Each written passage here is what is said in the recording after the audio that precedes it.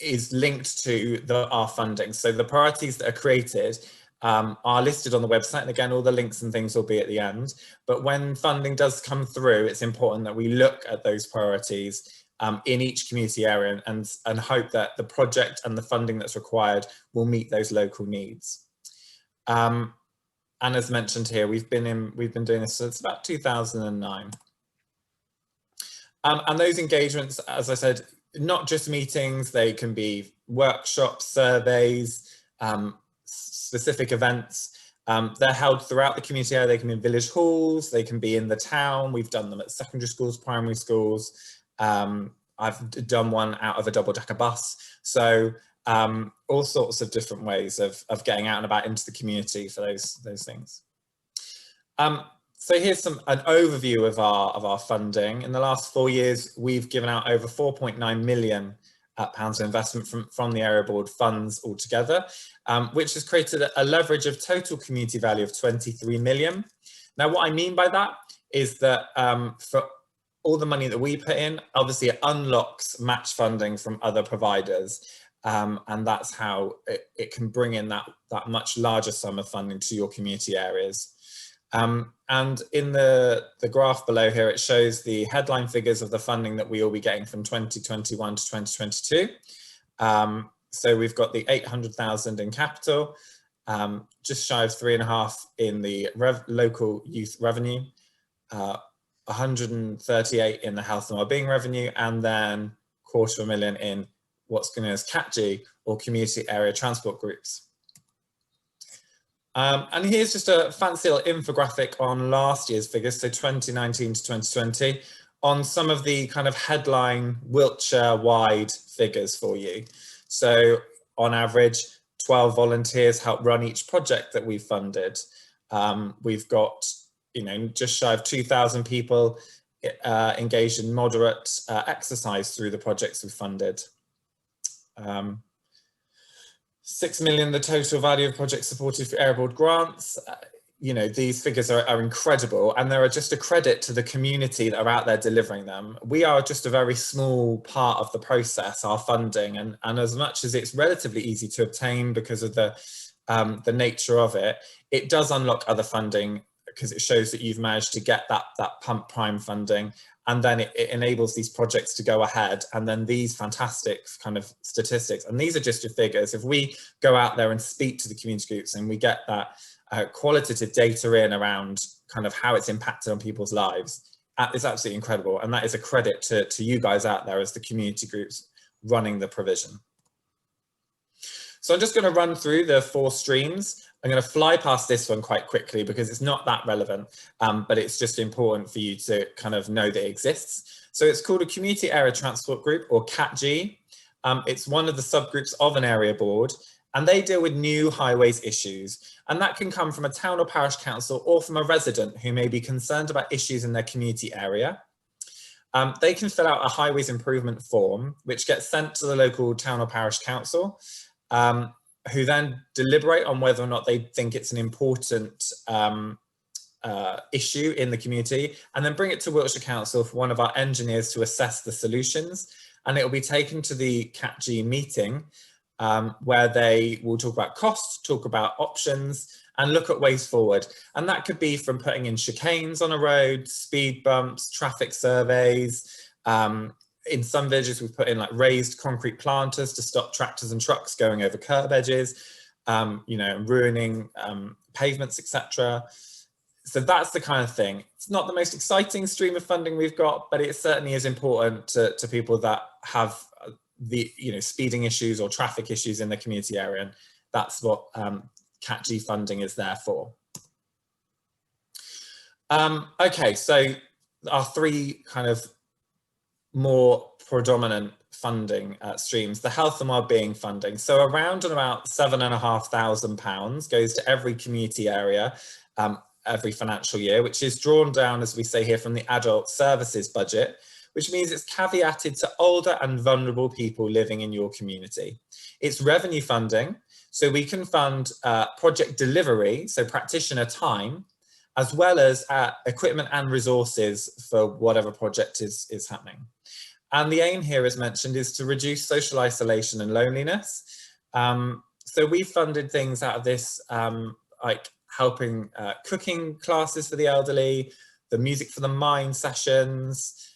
There's a leg ulcer club in Chippenham that we part fund with the local GP practices, where people can go and get their leg ulcers dressed, but it's in normal times, it's in a group setting. They get a tea and a coffee, they can chat, and it actually is shown to increase the healing rates. So it's a real kind of wide thing. Bereavement cafes as well as another one. So quite a wide range of things that can happen there, but generally with older and vulnerable people, and to address those social and loneliness issues. Youth grant funding then. So this is drawn down from the Education Act, specifically section 507B, which is that we as Wiltshire Council need to support and offer positive leisure time activity for 13 to 19-year-olds or up to 25-year-olds with SEND or special educational needs or disabilities. Again, this funding stream is revenue, so we can pay for the delivery of things like youth workers, or we can pay for equipment and resources for a particular project to go ahead with young people. It's very specific, the age range, because it does need to be for teenagers in secondary school. If your project was working with 11 to 16-year-olds, then we would still consider it, because a majority of the potential young people engaging are falling in the main age group. So just because you kind of go a little bit above or below that age range, as long as the entirety of it is covering the main group of young people that we are looking at, then that's fantastic. Linked to the youth funding is the local youth networks, as mentioned below, the LINs. Most community areas do have a local youth network. If they don't, then your CHEM is generally going to be working with youth organisations in the town or villages, and also the secondary schools in the area, so that we have a really clear understanding of what young people's needs are and what they want and how to address those. So again, projects that come forward for young people will be taken to the local youth network or to the secondary school or to the youth organisations, and they will deliberate your application there first to make sure that it is meeting the needs of those young people, and that we have the voice of young people within the applications that are coming forward. They then get taken after the decisions are made to either award or work on the application further. The final application will be then taken to area board for the councillors to ratify and rubber stamp it to go through. So the LIN doesn't have the overall decision. The area board still need to do that, and the councillors involved there. But the LIN does have all the partners we're working with have a strong influence on ensuring the application goes forward. And this is our biggest funding stream, the community grant funding. I haven't given you obviously I give you the headline figures of the amount of money we award on Wiltshire in total, but I haven't given you individuals because each community area has a very different amount of money depending on the geographic and demographic kind of statistics of the area. So depending on all those kind of factors, depends on what each community area gets in terms of its youth, health, wellbeing, community funding, etc. It varies slightly. But community grant funding, it's our biggest pot for each community area. Unfortunately, for some, it's capital only. So that means that we can only fund things that generally are going to last 1 to 2 years or more. It needs to be for equipment, resources, buildings, repairs. So this funding quite often goes towards things like play park equipment, play park repairs of equipment, new buildings, repairing village halls quite often, renovation of facilities, things like that, which understandably, especially with some of our really rural communities, those village halls or sometimes churches which are used for wider community benefit are the heart of the village. And they either, rent those spaces for very low cost or sometimes they're just opening their doors for free. They have very little opportunity to raise substantial income to do these renovations, and so it's important that this funding is available, and that's generally where it ends up getting spent. So this is some of our criteria highlights for you. I have got the links at the end to go into the full criteria document, which is really self-explanatory to kind of talk us through. It's about 6 pages long, it's not massive, and it also highlights the different funds as well. As I mentioned, it's important that any application that comes to the area board highlights those local priorities that each area board has kind of looked at through their needs assessments. And again, you can work on that with your local CHEM, and that you show community benefit for the project. So it must show a wide community benefit. It can't be too specific in what it's trying to achieve. Any project can apply to up to 3 area boards in 1 financial year. Now that's the project, not necessarily the group running it. So we do have obviously slightly larger organisations like Age UK Wiltshire or Alzheimer's Support, etc. in Wiltshire. They have multiple strands of work that they deliver across the county, and so that applies to the strand of work, not the organisation. That way it's slightly more flexible for them to apply for multiple projects in a year. Our golden rule in general is that we will fund 50% of the total project cost up to £5,000. So if your project is around £10,000, we would fund potentially up to 5,000. But if your project is 15, 20,000, etc., we would still cap at around 5,000. And if it's under £1,000, we wouldn't require any match funding for that. So you could just apply for £1,000 and that be the amount you need, and that's fine. However, if you go over that, then we would need to see contribution from other sources. And that contribution doesn't necessarily have to be financial. As mentioned here, volunteer time can be counted up to 25% towards your match funding. And when there's a calculation in the criteria document that states how much we would equate a day's worth of volunteer time to be financially, or a professional's volunteer time professionally. So if you got an accountant in for free or a surveyor did something for you for free, that would be professional. There's more money attached to that. Whereas your everyday volunteer going in and running a coffee morning, that would be another different amount of money, but that's all in the criteria document. I think it's also important to mention that, and I've got it in another slide, but that £5,000 being the top whack, sometimes the councillors will go above that for certain projects, and they may award more depending on the overall size of the application and what the project's trying to achieve. It doesn't happen very often, if I'm honest, but it has happened in the past. So if there is a reason that if your project is, you're trying to build a whole new sports centre and it's going to be massive, football club or something, there is the potential to look at additional funding. Again, talk to your local community engagement manager or your councillors, which again, I've got links to, and you can kind of express the desire to need additional funding. What we cannot fund is anything retrospectively. So if your project has already happened or started, unfortunately, we can't look at that.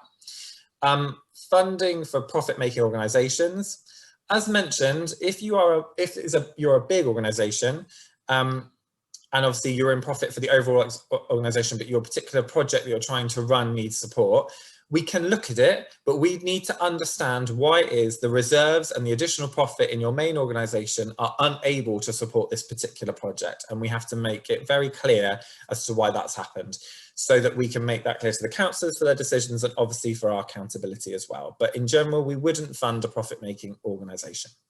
We can't fund political or religious specific activities. We can't fund anything that's already funded by Wiltshire Council. I'm sure you're aware we have a lot of organisations that are centrally funded by Wiltshire Council through tendering processes, etc. We can't boost that provision through area board funding, that's not allowed. We can't give you funding for fundraising activities, and your project can only apply 2 times per year. So you can go to 3 area boards, but in that 1 area board, you can only come twice in a financial year. And again, in general, most applicants wouldn't necessarily get that second round of funding. So if you did need to apply twice in a year, quite often what will happen is the councillors may shelve your second application until we get to kind of March time at the end of the financial year. And if there is some money left over, then potentially they might be able to award some of that to your second application for the same project. But generally, you're unlikely to achieve 2 applications from 1 area board in close proximity within 1 financial year, just because funds are limited, and we do generally spend all of the funding that we do have. Just a rough outline of the overall process. It's all a completely online application system. And once you start an application, the community engagement manager will be able to see it and review it with you. I would always get a conversation in with your community engagement manager, a phone call, an online meeting, whatever it is, maybe in the future a face-to-face meeting, and talk through your application, what you're looking to achieve, what your project is going to do, how it looks. And we historically, and hopefully, come late summer, autumn, we would always do site visits as well. So we'd go out to the club and meet you there and see what you're trying to achieve, look at what your extension plans are, or the renovation to the roof on the property, and actually kind of get more hands-on with you. That's what we're there for. And that way we can help you tailor your application and kind of make sure that it's going to get through the stages it needs to be awarded. As mentioned, all applications, whether they're health and wellbeing, local youth network or community grant, will eventually have to go through to the area board for the councillors to have their say, and the final decision lies with them, even if there's a subgroup in between or the CAM helping you pull it together. You are required to attend the area board meeting that your application will be deliberated at. You don't need to do any kind of fancy presentation, but it may be useful for you to just add some words to your application at the time of the meeting. In most cases, at the end of the night, those grants that are awarded will be done so, or they may have some caveats then attached to them, depending on what the councillors have decided, and you'll know that on the night, and then everything gets emailed and the system gets updated, normally 24 hours after that. And then the process goes from there. If you've been awarded and everything's hunky-dory, then you'll be asked to accept terms and conditions, send us your bank details, and normally you'll get the money within about 4 weeks. That's just the general turnaround time for us to release funding. And as mentioned at the bottom, and I said it earlier, all applications are appraised by the councillors. They get to see them before the area board to make sure they fully understand them and ask the CAM any questions, and then they get finally deliberated at the area board. And that's the kind of key to all of this, really. Personally, in my 6 years, I've never had an application be turned down, which is great, but there are some area boards in some areas where they are a little bit more specific in what they want to see and how they want stuff to be delivered. And so therefore, we can't guarantee that every application will make it through the process, especially not the way you intended it to. So potentially there will be caveats put in place to alter that.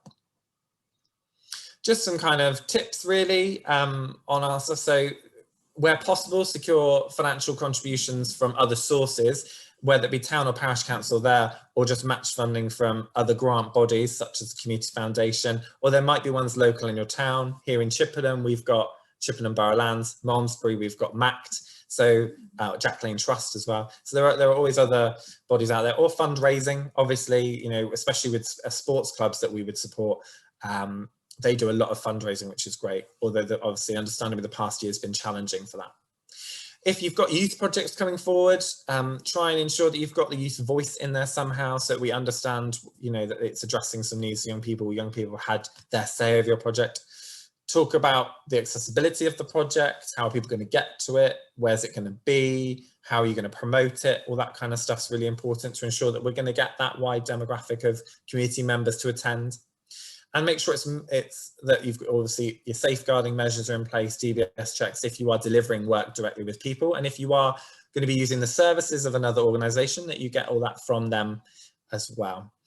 And lastly, just to ensure that you've got things in place to measure and monitor how your project's gone, maybe an evaluation. If it's with people, then obviously some kind of evaluation report or verbal feedback that's recorded would be amazing. And if it's if it's a capital grant, then we just need to understand, the ongoing costs of any renovations that are funded. How is it going to be looked after long term, etc. We wouldn't want to fund something and then in a couple of years' time be stuck in the same position. And as mentioned, here is some of my links. So you've got the grant criteria document, the area board web page. Now the area board web page has the links to all of the grant streams and all of your community areas, so all of the community engagement managers are listed there too, as well as CatG, if you did fancy putting in a highways report for a new bit of road, and then find your local councillor as well. So as mentioned, it is quite useful sometimes to speak to your local councillor about what the project is, what you're intending to do, and get them on side in a respect. that can be really helpful. They will often then contact the chem as well, so give you another in, saying, look, I've spoken to this gentleman, they'd like to do this, can you get in touch with them? And we will.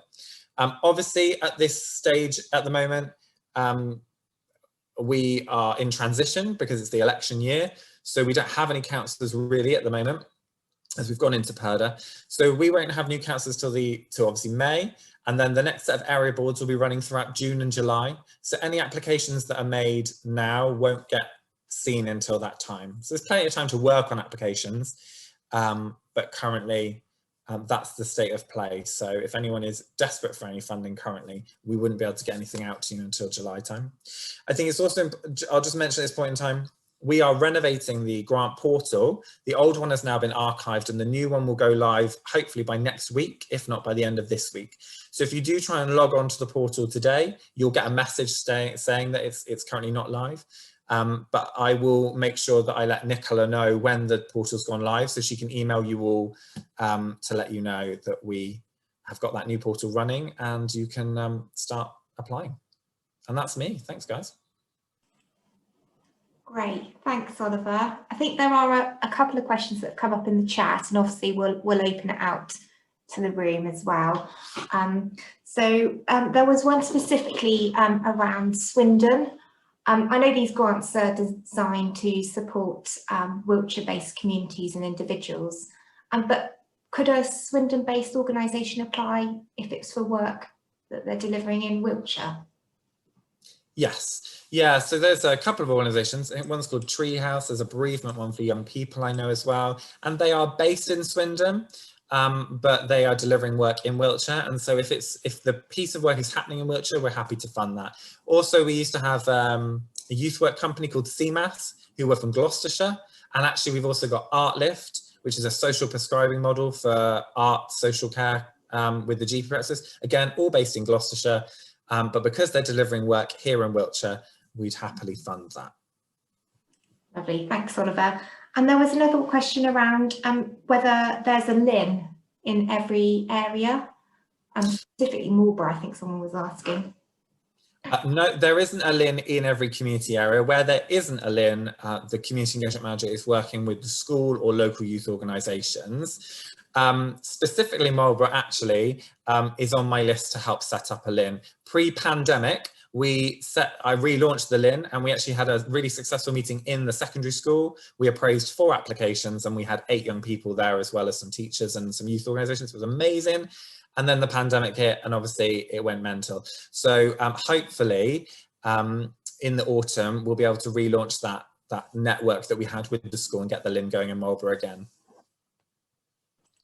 Great, thanks, Oliver. And there's a specific question about, I know you mentioned that you were not considering grants at the moment until June or July, but there was an organisation that applied in March. So when would that be considered? Would it be in July? Would that count as this financial year? Yeah, again, if you use the link to get to the area board's web page, you'll be able to get to when your area board meetings are going to be. So each community area is slightly different in that respect, because we run to when those area boards are going to be. So I know I've got an area board, I think it's the 2nd week of June here in Chippenham. So the cut-off for the applications for that will be about 3 weeks before, so that I can ensure that the paperwork is all together and ready to go for that area board. So we need that, the process works backwards. So when you've got your community area, you've got your area board date, there'll be a few weeks before that the cutoff will be for that application round. And so it's whatever time you've got before that to get an application in. Area boards are around, we have 4 to 6 area boards a year. So there'll be 4 to 6 opportunities in a financial year to get your application in and get it seen. Also, community engagement managers have delegated authority to approve applications away from an area board. So if your application, your project is time sensitive, then we can work with you to get it approved with member backing. Obviously, I can't just run away and give out money to everybody all the time, but with member backing to approve your project before an area board actually happens, and then we'll just ratify it at the next area board. So we do have mechanisms in place to be flexible around those dates, but generally they should meet at the time of an area board. Great, thank you. And just to say, yeah, we will be sending out the slides after the event today for everyone that's here and can't be here as well. Are there any other questions anyone would like to ask Oliver about the area board grants before we move on? Emma, I can see you've got your hand up. Yeah, thank you. Really pleased to see the revenue funding as well. Last time I looked, it was all capital. That was several years ago, so really pleased about that. That's grand. Like Age UK, but smaller scale, we're the Golden Oldies or Goldies charity, and we run social groups in I think about 7 of the area boards. We don't need much funding for them for each one, but a little bit to help us keep going. Are we restricted to 3 area boards that we can apply to, or is there an overall funding that we could look at? Yeah, so this is an interesting one because we are experiencing now more providers like yourselves, which are reaching across multiple areas. Certainly in North Wiltshire, to give you an example, we've got the Rise Trust, who have a youth work arm, and they are delivering youth work across almost every town across North Wiltshire, which is like 4 or 5 towns now. And they are obtaining funding from multiple area boards above and beyond the usual 3. So that is generally done on a case-by-case basis. And again, it's down to the councillors to back that decision. The Chems can work with you collectively to kind of look at that package and how it would work, and then take it to the councillors to see how they feel about it. But certainly there now are examples across Wiltshire where we are going above and beyond the 3 area boards because of the nature that, you know, the groups are delivering fantastic work, so why limit it to just a few towns if we can get it to more? So that's it's certainly an option. It's not a complete no. Thank you. Has anyone else got any other questions before we move on to Karen at all? Don't think I see anyone else raising their hands, but please use the chat facility if anything comes to mind, and we can come back to it at the end as well. So I'm pleased to hand over now to my colleague Karen Hobbs, who'll be presenting on Wiltshire Community Foundation grant programmes. Thanks, Nicola. Yeah, I'll just get my slides up for you. I can find them.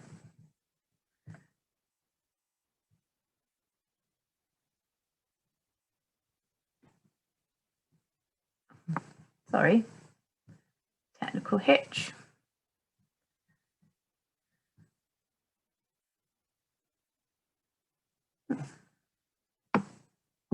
There they are. Sorry, couldn't see them on the screen.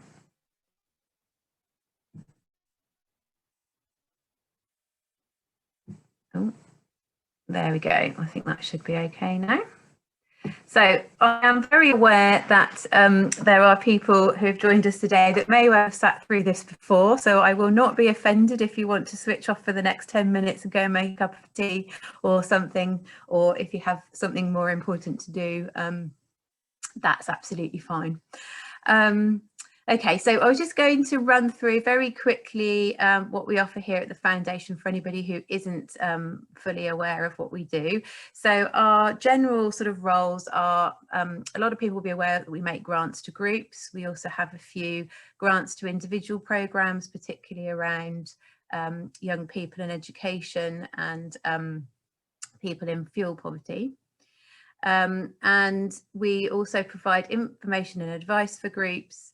But we also work a lot with donors, either individuals or companies or other trusts, to give to their local communities. And we do work on exploring needs in our communities, and we do report on our findings as well, which can be really helpful for people making applications to sort of understand where what they're doing fits within the needs in the local area.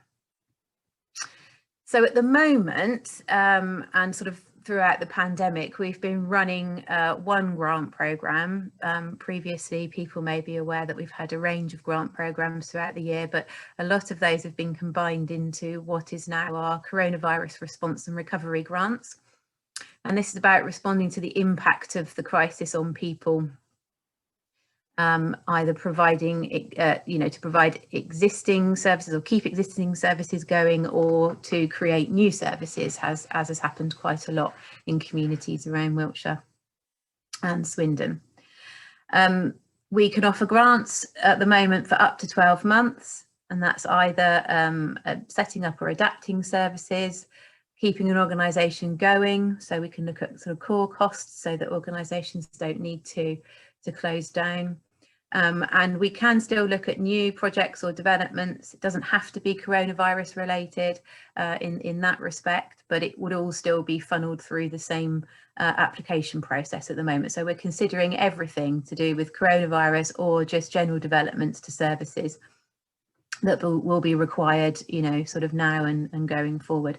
We don't actually currently have an upper limit. So a lot of people will have been used to our sort of upper limits of around £5,000 or £2,000. We don't currently have an upper limit, so we will consider a reasonable request, but obviously we'll think about that in terms of your financial needs, the number of people you're supporting, the size of your organisation, but don't be frightened to ask for what you need, and then we'll discuss that with you during the application process.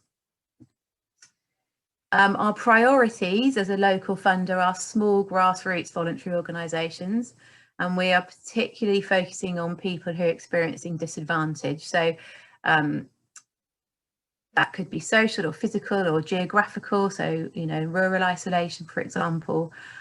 We will be looking for applications to evidence how they are operating in communities for people who cannot afford to cover the cost themselves, either in full or in part. So we will be looking at that aspect of disadvantage within the application. And we would be looking, particularly in light of the coronavirus situation, we'd be looking to make sure that organisations are adapting and modifying their services and their financial plans to meet those challenges. So are people using the furlough scheme? Have trustees had a look at the finances and really tightened up on things? So just a little bit more about what we mean by disadvantage. So obviously economic disadvantage is about serving people who, due to low income or unemployment, are unable to take part in activities because of the cost. Social deprivation, people who cannot participate in activities without additional support. Geographic, so again, rural isolation or isolated communities who don't have or have limited access to other local services. And then physical disadvantage might be around a disability or mental health issue or some other reason why it's difficult for people to get to things. The types of organisations we can fund voluntary or community organisations who have a constitution. They don't necessarily need to be registered. We do support registered charities. We will support not-for-profit companies, including community interest companies, but there are some specific requirements there. They must have at least 3 directors who can't be related, and the majority have to receive no payment. So it has to operate like a charity, essentially. We don't usually fund town and parish councils for activity, but we can through the coronavirus fund for coronavirus related work. And so we have been doing that through the time, but not for general projects. We can fund churches and other religious organisations, but not for their specific religious activities. It has to be for community-based non-religious activities, so sort of outreach and support.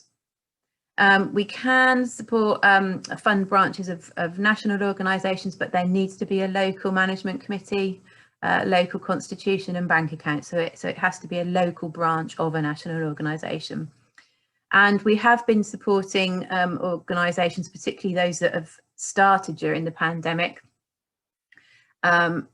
if they don't have a constitution or a bank account, but they must be linked to another body. So another charity or another statutory body like a town or parish council that will be prepared to manage the grants on their behalf.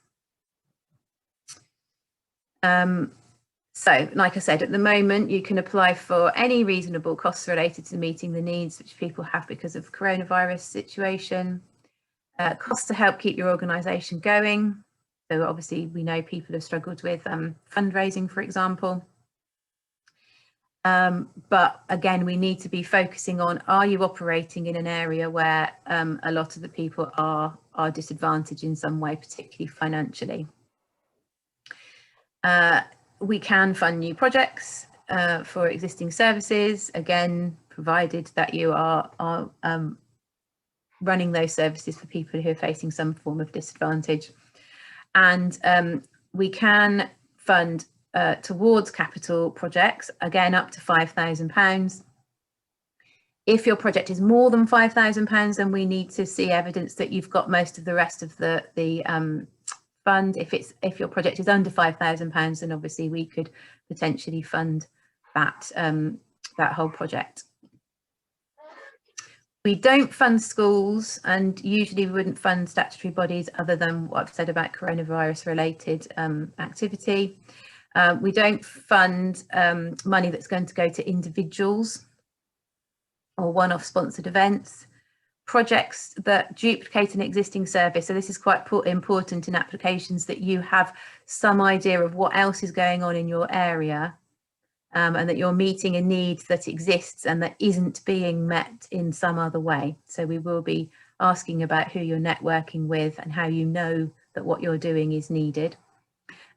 Obviously, we can't fund the advancement of religion. We can't fund medical research or equipment, animal welfare or political activities.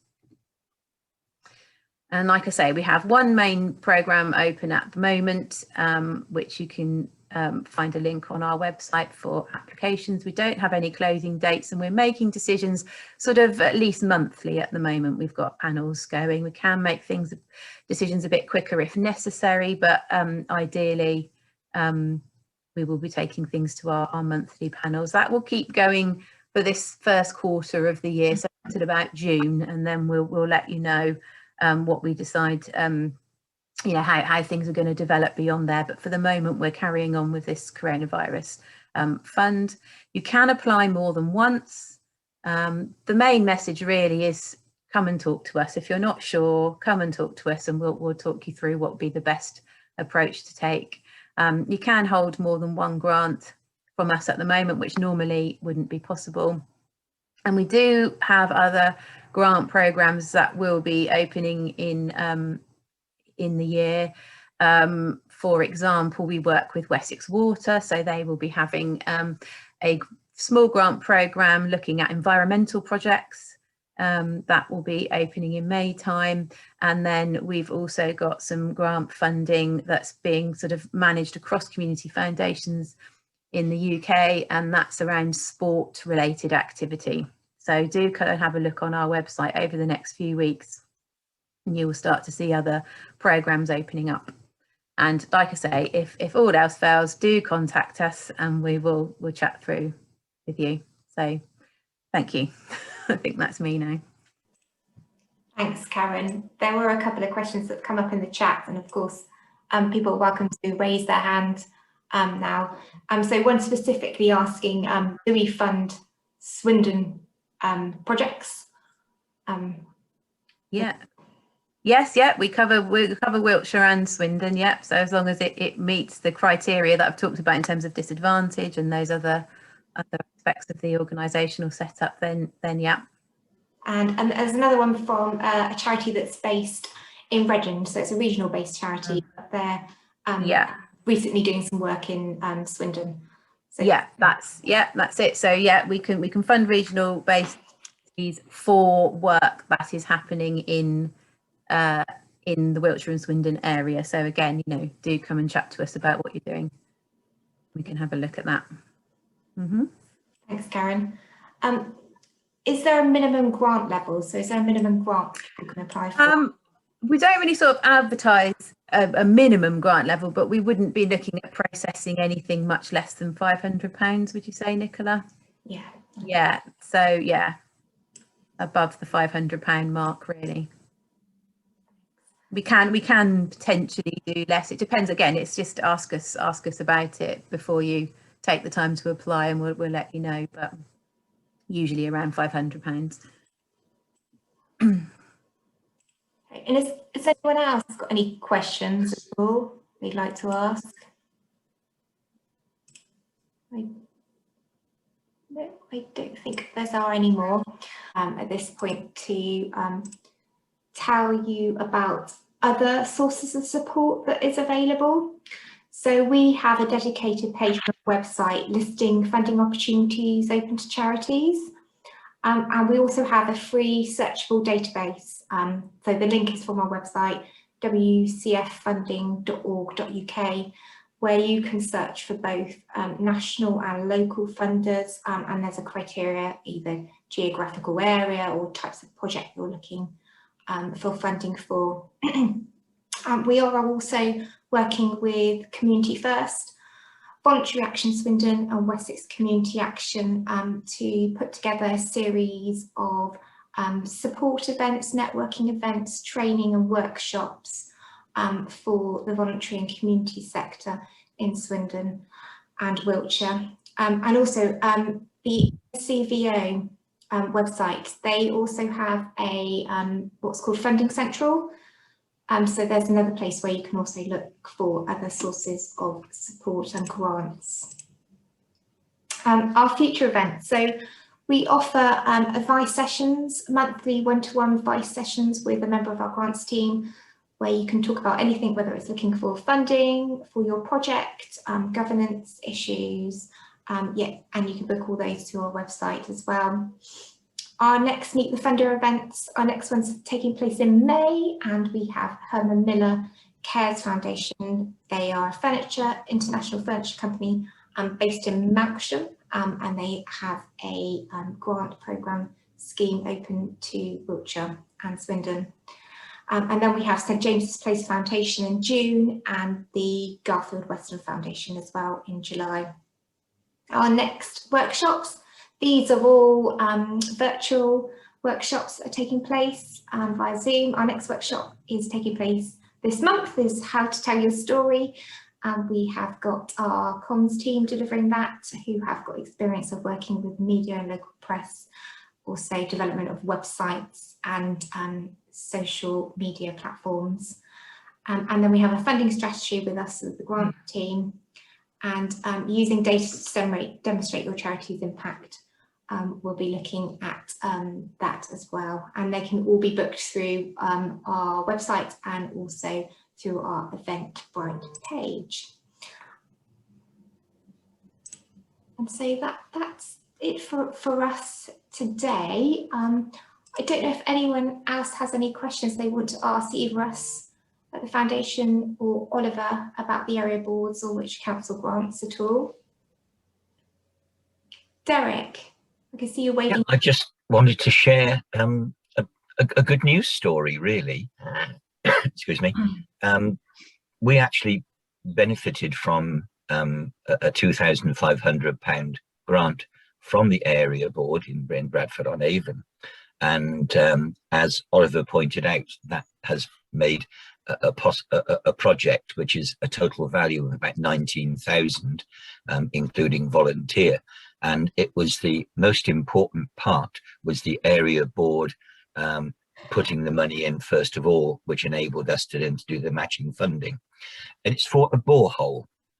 Now, if any of you have any connections with any, unfortunately it doesn't apply to social organizations, but if any of you want to know anything about boreholes, we are one of the first doing this as a voluntary organization. So it's Bradford-on-Avon Bowls Club, Bradford-on-Avon Cricket Club and our town council, a three-way partnership. Now, you don't need to reinvent the wheel. So if anybody would like to know anything about how to go about getting a borehole for watering of sports facilities, I'd be very happy to share our experiences. Thank you, Derek. That's great. And I think if you signed up via Eventbrite, we did ask whether you were happy for us to share contact details with the other participants that are here. So we'll be sending those out along with the slides after the event. Was there anyone else that had any questions at all? Yeah.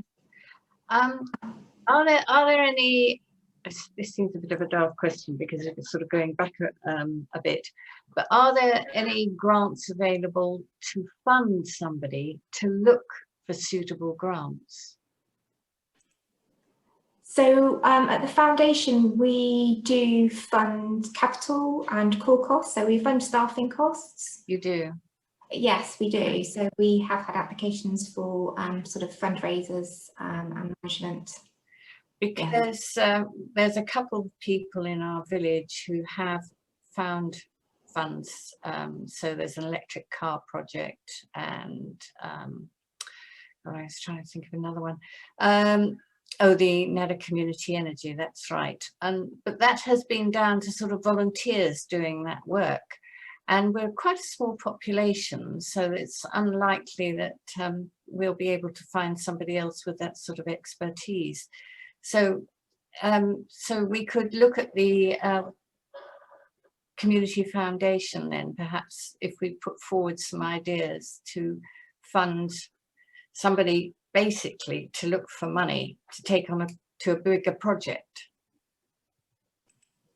Yes, so providing you meet our normal eligibility criteria in terms of your group structure and your registration. Yeah. And the work that you'll be supporting is for centred around disadvantage. Yes, then you could. It might be worth you booking one of our one-to-one advice sessions. We can perhaps discuss it further with you. Yeah, okay. Yeah, thank you.